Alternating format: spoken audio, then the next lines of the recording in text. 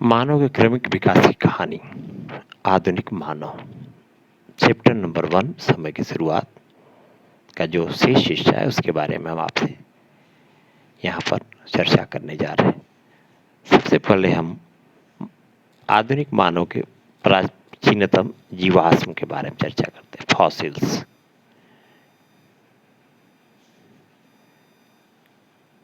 कहाँ मिला, कब? मानवों के प्राचीनतम जीवाश्म।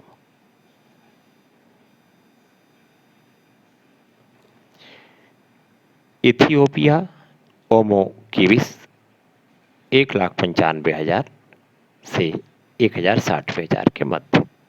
दक्षिण अफ्रीका, बॉर्डर गुफा थी केल्डर्स क्लासिच नदी का मुहाना 1,20,000 से 50,000 के मध्य।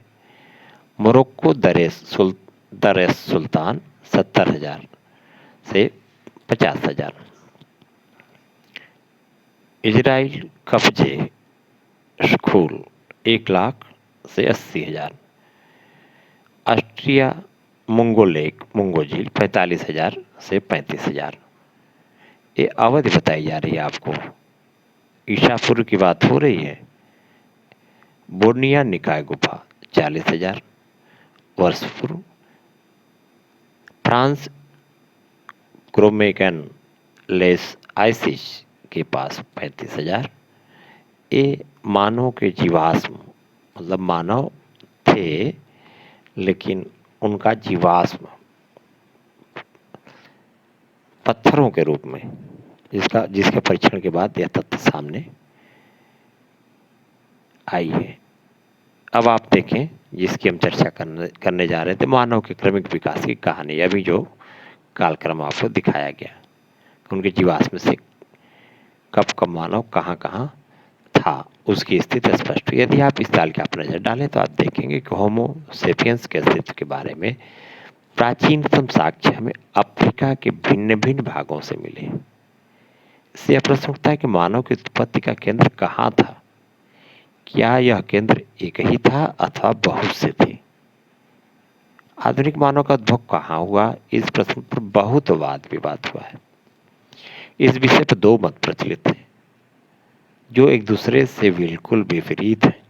इनमें से पहला मत क्षेत्रीय निरंतरता मॉडल को मानता है, जिसके अनुसार अनेक क्षेत्रों में अलग अलग मनुष्यों की उत्पत्ति हुई। दूसरा मत प्रतिस्थापन मॉडल का समर्थन करता है, जिसके मुताबिक मनुष्य का उद्भव एक ही स्थान अफ्रीका में हुआ। यह तर्क वर्तमान मानव में दिखने वाले लक्षणों की क्षेत्रीय विविधताओं पर आधारित है कि मनुष्य एक ही स्थान पर पैदा हुआ। क्षेत्रीय निरंतरता मॉडल के अनुसार भिन्न भिन्न प्रदेशों में रहने वाले होमो सेपियंस का आधुनिक मानव के रूप में विकास धीरे धीरे अलग अलग रफ्तार से हुआ। इसलिए आधुनिक मानव दुनिया के भिन्न भिन्न भागों में पहली मर्तबा अलग अलग स्वरूप में दिखाई दिया। यह तर्क आज के मनुष्यों के लक्षणों की विभिन्नताओं पर आधारित है। इस दृष्टिकोण के समर्थन में बोलने वालों के अनुसार यह उपर्युक्त असमानताएं एक ही क्षेत्र में पहले से रहते आए होमो इरेक्टस और होमो हाइडेलबर्गिस समुदाय में पाई जाने वाले भिन्नताओं के कारण है। प्रतिस्थापन और निरंतरता। देखें यहाँ पर आप जो प्रक्रिया बताई गई इंसान के उद्भव की, इंसान के जन्म की, उसके बारे में जो दो नियम जो तर्क दिए गए हैं उनमें से एक है प्रतिस्थापन और क्षेत्रीय निरंतरता। प्रतिस्थापन मॉडल में यह कल्पना की गई है कि मानव के सभी पुराने रूप, चाहे वे कहीं भी थे, बदल गए और उनका स्थान पूरी तरह से आधुनिक मानव ने ले लिया।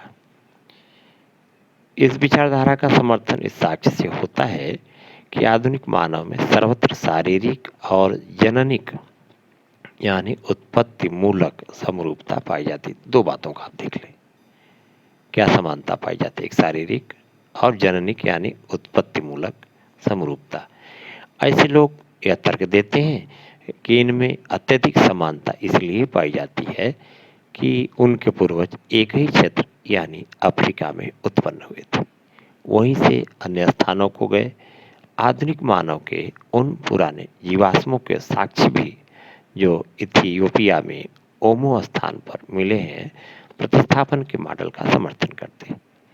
इस विचारधारा के विद्वानों का कहना है कि आज के मनुष्यों में जो शारीरिक भिन्नताएं पाई जाती हैं, उनका कारण उन लोगों का परिस्थितियों के अनुसार हजारों वर्षों की अवधि में अपने आप को ढाल लेना है, जो विशेष क्षेत्रों में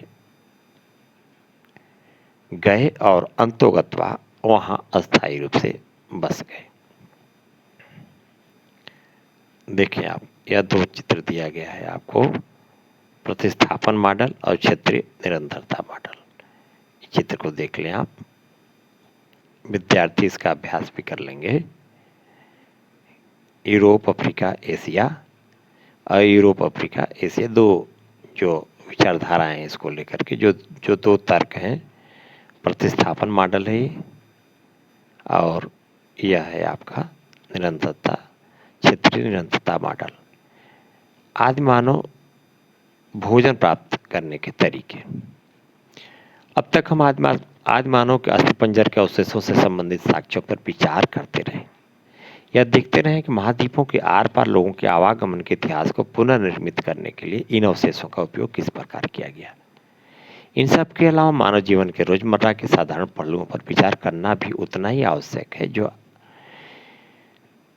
आइए देखें इनका अध्ययन कैसे किया जा सकता। आदिकालीन मानव कई तरीकों से अपना भोजन जुटाते थे। जैसे देख लें आप, आदि मानव भोजन प्राप्त करने के तरीके। नंबर 1 संग्रहण, नंबर 2 शिकार, नंबर 3 अपमार्जन, नंबर 4 मछली पकड़ना। संग्रहण की क्रिया में पेड़ पौधों से मिलने वाले खाद्य पदार्थ, ये तरीका बताया जा रहा है। संग्रहण क्या है? संग्रहण की क्रिया में पेड़ पौधों से मिलने वाले खाद्य पदार्थों जैसे बीज, गुठलियां, बेर, फल एवं कंदमूल इकट्ठा करना शामिल है।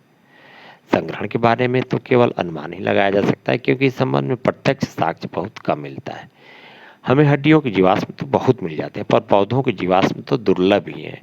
पौधों से भोजन जुटाने के बारे में सूचना प्राप्त करने का एक तरीका दुर्घटना या संयोगवश जले हुए पौधों से प्राप्त अवशेषों का अध्ययन है। इस प्रक्रिया में कार्बनीकरण हो जाता है। इस रूप में जैविक पदार्थ लंबे अरसे तक सुरक्षित रह सकते हैं, लेकिन अभी तक पुरातत्वविदों को उतने पुराने जमाने के संबंध में कार्बनीकृत बीजों के साक्ष्य नहीं मिले। हाल ही के वर्षों में शिकार शब्द विद्वानों के लिए चर्चा का विषय बना रहा है।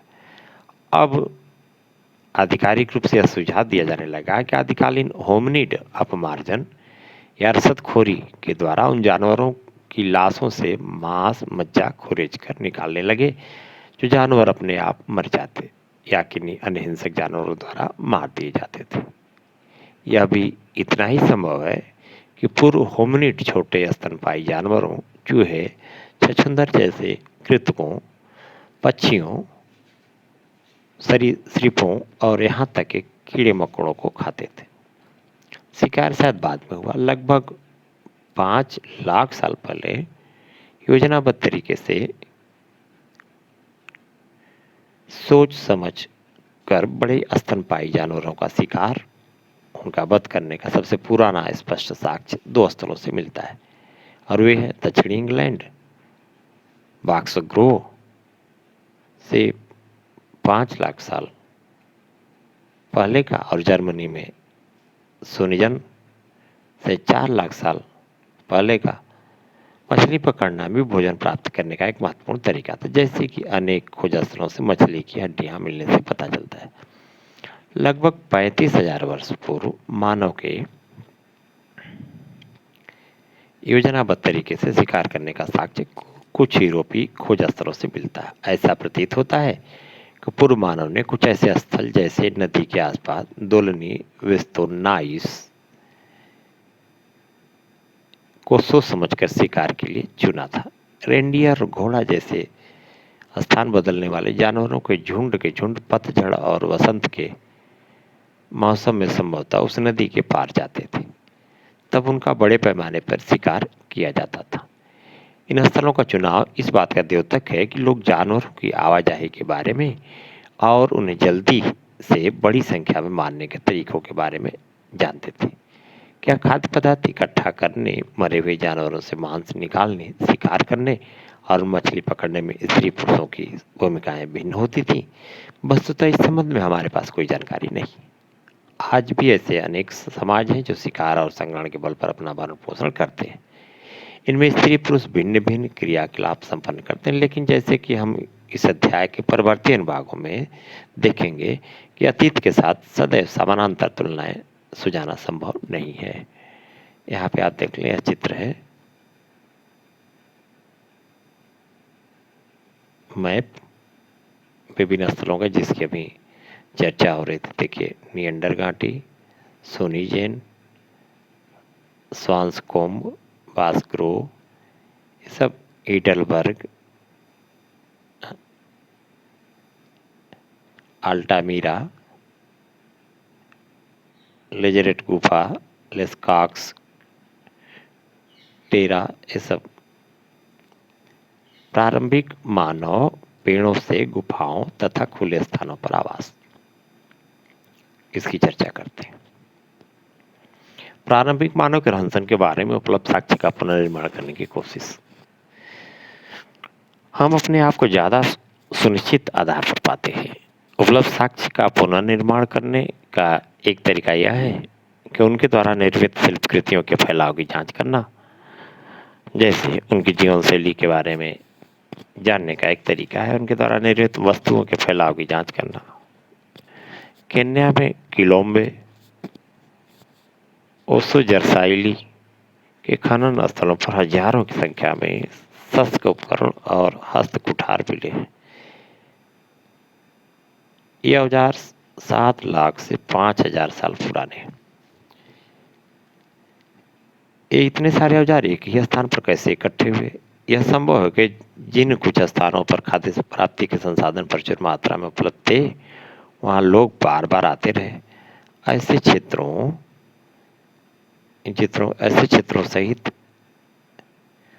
में लोग शिल्प कृतियों सहित अनेक क्रियाकलापों के चिन्ह छोड़ जाते होंगे। ऐसा प्रतीत होता है कि पूरे प्रदेश में कुछ ही क्षेत्रों में जहाँ शिल्प कृतियां मिलती हैं, वे क्षेत्र कुछ अलग से दिखाई पड़ते हैं। जिन स्थलों पर लोगों का आवागमन कम होता था, वहां ऐसी शिल्प कृतियां कम मात्रा में सतहों पर बिखरी हुई।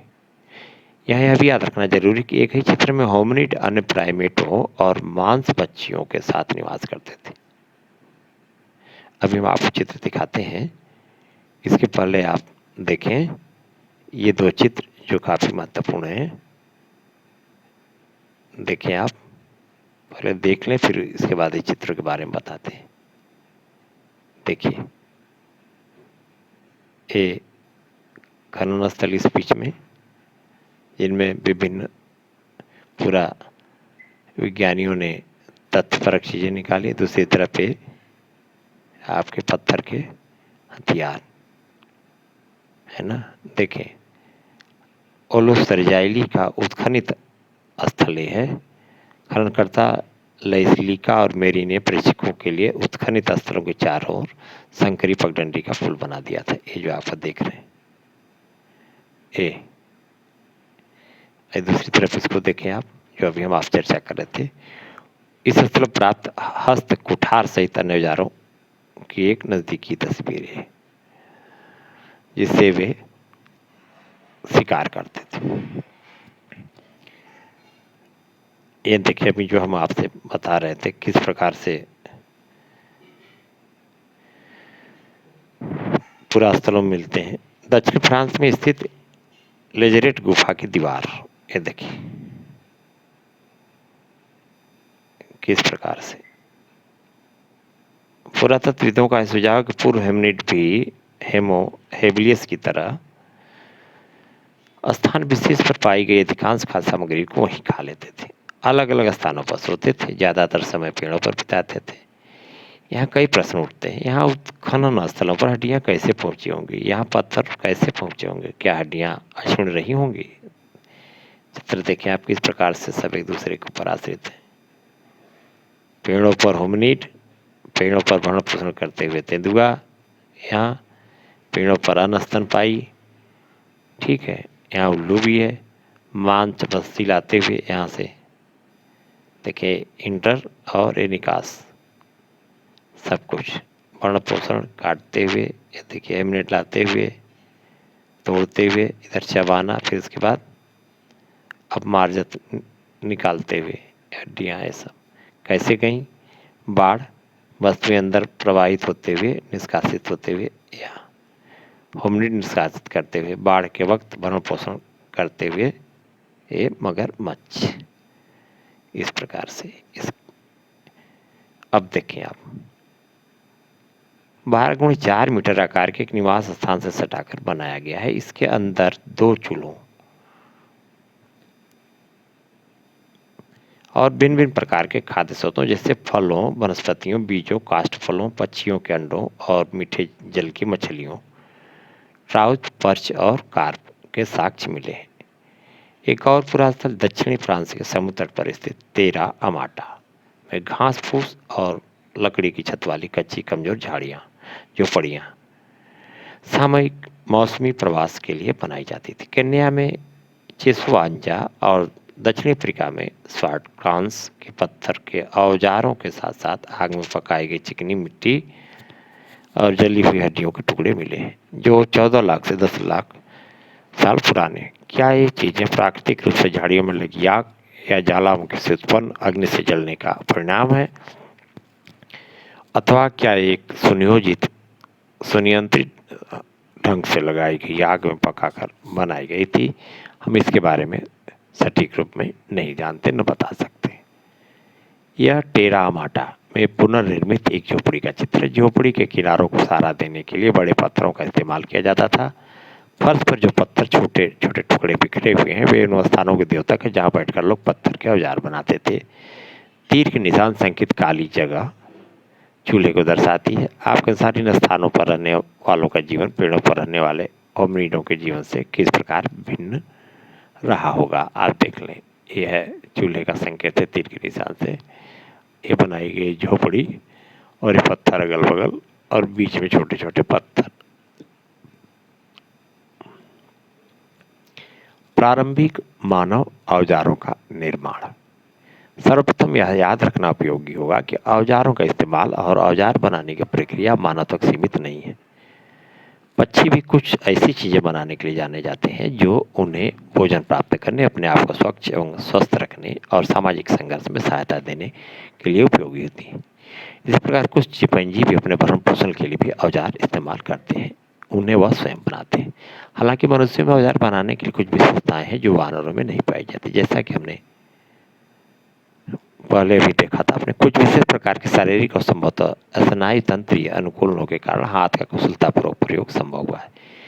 इस कार्य में शायद मनुष्यों के जीवन में औजारों का महत्वपूर्ण भूमिका रही हो। इसके अलावा मानव जिस प्रकार औजार बनाते और उसका प्रयोग करते हैं, उसमें अधिक स्मरण शक्ति, जटिल संगठनात्मक कौशल की आवश्यकता होती है। वानरों में इन दोनों विशेषताओं का अभाव रहा है। पत्थर औजार बनाने और उनका इस्तेमाल किए जाने के सबसे प्राचीन साक्ष्य इथियोपिया, ये देखिए आप चित्र,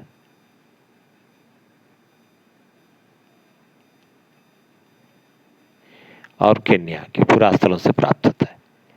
यह संभव है कि ऑस्ट्रेलोपिथेकस ने सबसे पहले पत्थर के औजार बनाए थे।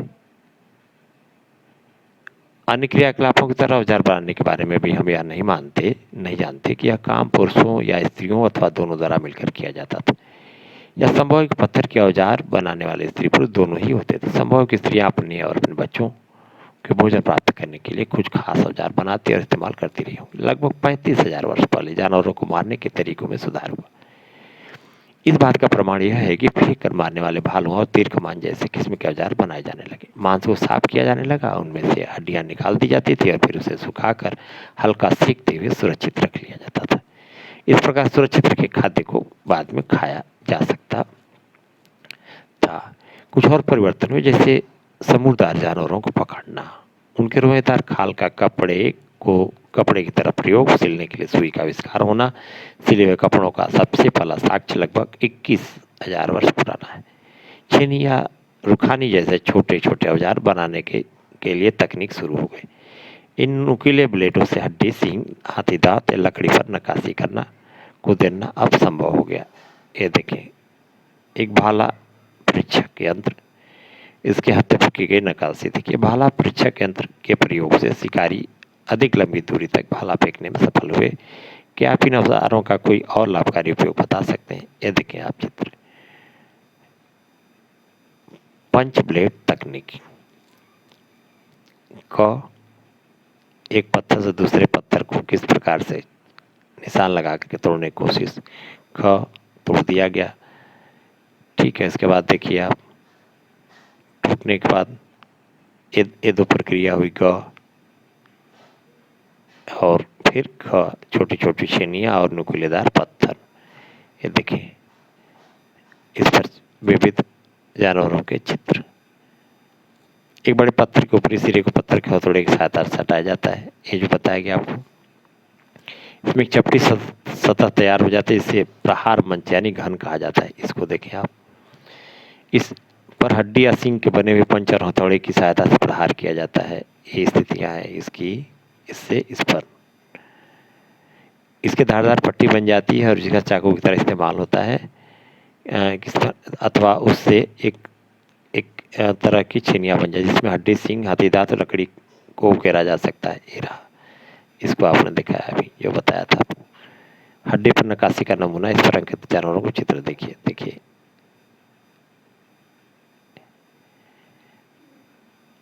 और संप्रेषण और संचार के माध्यम, भाषा और कला। जीवित प्राणी मनुष्य ही एक ऐसा प्राणी है जिसके पास भाषा है। भाषा के विकास पर कई प्रकार के मत हैं। होमिनिड भाषा में अंग विक्षेप, हाव भाव, हाथों का संचालन, हिलाना शामिल था। उच्चरित भाषा से पहले गाने या गुनगुनाने जैसे मौखिक या अशाब्दिक संचार का प्रयोग होता था। मनुष्य की वाणी का प्रारंभ संभवतः आवाहन या बुलाओं की प्रक्रिया से हुआ था, जैसा कि नर बानरों में देखा जाता है। प्रारंभिक अवस्था में मानव बोलने में बहुत कम ध्वनियों का प्रयोग करता रहा होगा। धीरे धीरे ध्वनियाँ ही आगे चलकर भाषा के रूप में विकसित, देखें, ध्वनियाँ ही भाषा के रूप में विकसित हुई। क्रमवार देखें, हाव भाव, अंग विक्षेप, काफिरा, हाथों का संचालन है, हिलाना। पहले गाने गुनगुनाने जैसे मौखिक या अशाब्दिक संचार। दूसरा, तीसरा, वाणी का प्रारंभ संभवतः आवाहन या बुलाओं की क्रिया से, और यही ध्वनियाँ भाषा के रूप में विकसित। उच्चरित यानी बोली जाने वाली भाषा की उत्पत्ति कब हुई? ऐसा सुझाव दिया जाता है कि होमो हेबिलिस के मस्तिष्क में कुछ ऐसी विशेषताएं थी जिसके कारण उसके लिए बोलना संभव हुआ होगा। इस प्रकार संभवतः भाषा का विकास सबसे पहले 20 लाख वर्ष पूर्व शुरू हुआ होगा। मस्तिष्क में परिवर्तनों के अलावा स्वर तंत्र का विकास भी उतना ही महत्वपूर्ण था। स्वर तंत्र का विकास लगभग 2 लाख वर्ष पहले हुआ था। इसका संबंध खास तौर पर आधुनिक मानव से रहा है। तीसरा सुझाव यह है कि भाषा कला के साथ साथ लगभग 40,000-35,000 साल पहले विकसित हुई। उच्चरित भाषा का विकास कला के साथ घनिष्ठ रूप से जुड़ा रहा है, क्योंकि ये दोनों ही संप्रेषण यानी विचार अभिव्यक्ति के माध्यम हैं।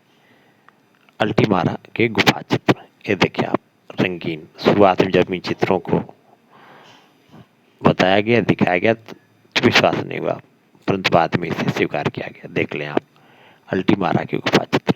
अल्टीमारा स्पेन में स्थित एक गुफा स्थल है। अल्टीमारा की गुफा की छतों पर बनी चित्रकारियों और मार्सिलिनो सेंज दी सतोवोला का ध्यान उनकी बेटी मारिया द्वारा नवंबर 1879 में दिलाया गया था। मार्सिलिनो एक स्थानीय भूस्वामी तथा शौकीन पुरातत्वविद थे। उनकी नन्ही सी लड़की गुफा में इधर उधर दौड़ और खेल रही थी, जबकि उनके पिता गुफा के फर्श पर खुदाई कर रहे थे। अचानक मारिया की नजर छत पर पड़ी।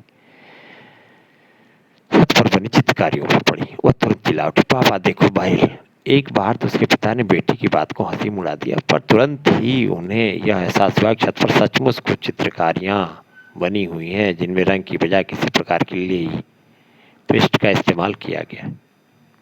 फिर तो उनका मन उमंग से इतना भर उठा कि वह हतप्रभ हो गई और अगले ही वर्ष उन्होंने यह पुस्तिका प्रकाशित की। लेकिन लगभग 2 दशकों तक उनकी खोज के निष्कर्षों को यूरोपीय पुरातत्वविदों ने इस आधार पर स्वीकार नहीं किया कि चित्रकारियाँ इतनी ज़्यादा अच्छी हैं कि उतनी प्राचीन नहीं हो सकती। देखिए आप, उत्तरी स्पेन में अल्टामीरा की गुफा में चित्रित एक गौर यानी जंगली बैल जिसकी हम अभी आपसे चर्चा कर रहे थे। फ्रांस में स्थित लेस्काक्स और सवे की गुफाओं में और स्पेन में स्थित अल्टामीरा की गुफा में जानवरों की सैकड़ों चित्रकारियां पाई गई, जो 30,000 से 12,000 साल पहले के बीच कभी बनाई गई। इनमें गौरों, घोड़ों, साकिन, हिरणों, मैमथों यानी विशालकाय जानवरों, गैंडों, शेरों, भालुओं, तेंदुओं, लकड़बग्घों और उल्लुओं के चित्र शामिल हैं। इन चित्रों पर जितने उत्तर नहीं दिए गए हैं उससे कहीं अधिक प्रश्न उठाए गए हैं। जैसे इन गुफाओं के कुछ हिस्सों में चित्र क्यों हैं जबकि अन्य हिस्सों में नहीं है? कुछ खास जानवरों को ही चित्रित क्यों किया गया, दूसरे जानवरों को क्यों नहीं? पुरुषों को अकेले, अलग अलग और समूहों में चित्रित किया गया जबकि स्त्रियों को केवल समूह में ही क्यों? केवल पुरुषों को ही जानवरों के साथ चित्रित किया गया है, स्त्रियों को कभी नहीं? क्यों? जानवरों के समूह को, गुफाओं को उन भागों में क्यों चित्रित किया गया है जहां आज चित्र पहुंचती थी? इस प्रकार के अनेक स्पष्टीकरण दिए गए। उनमें से एक यह है कि चूंकि जीवन में शिकार का महत्व है, इसलिए जानवरों की चित्रकारियां धार्मिक क्रियाओं, रस्मों और जादू टोनों से जुड़ी होती थी। शायद चित्रकारी इसलिए की जाती थी कि ऐसी रस्म अदा करने से शिकार करने में सफलता मिले। दूसरा स्पष्टीकरण यह दिया गया है कि शायद ये गुफाएं संगम स्थल थी जहां लोगों के छोटे छोटे समूह मिलते थे, इकट्ठे होकर सामूहिक क्रियाकलाप संपन्न करते थे। हो सकता है कि वहां ये समूह मिलकर शिकार की योजना बनाते हों, शिकार के तरीकों एवं तकनीकों पर एक दूसरे से चर्चा करते हों। ये चित्रकारियां आगे आने वाली पीढ़ियों को इस तकनीक की जानकारी देने के लिए उकेरी गई हों। आदिकालीन समाज के बारे में ऊपर जो विवरण दिया गया वह अधिकतर पुरातात्विक सच्चों पर आधारित है। जाहिर है कि अब भी उनके बारे में जानने के लिए बहुत कुछ बचा है। इस अध्याय के प्रारंभ में कहा गया था कि शिकार करने वाले और खाद्य सामग्री तलाशने और बटोरने वाले समाज आज भी मौजूद है। क्या आज के शिकारी संग्राहकों के जीवन से पुराने समाजों के बारे में कुछ जाना सीखा जा सकता है? इसी प्रश्न पर हम अगले अनुभाग में चर्चा करें। अफ्रीका में शिकारी संग्राहकों के साथ प्रारंभिक